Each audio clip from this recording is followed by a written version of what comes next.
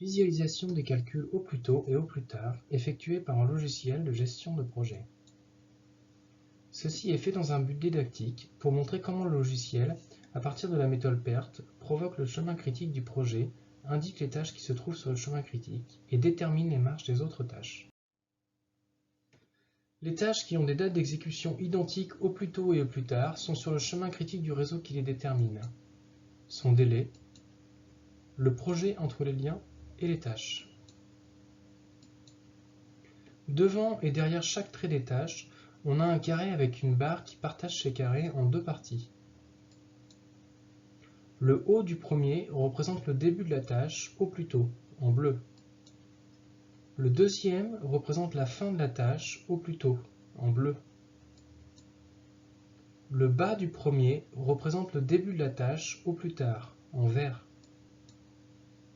Le bas du deuxième représente la fin de la tâche au plus tard, en vert. Les liens en rouge, en trait plein entre les tâches, indiquent le sens de l'exécution au plus tôt, de la gauche vers la droite. Les liens en violet, en trait pointillé, indiquent le sens de l'exécution au plus tard, de la droite vers la gauche. Les traits des tâches critiques est en gras en rouge. Les tâches qui ont des dates d'exécution au plus tôt et au plus tard différentes présentent une marge totale de 5 jours. La tâche 7 a en plus de sa marge totale une marge libre de 5 jours.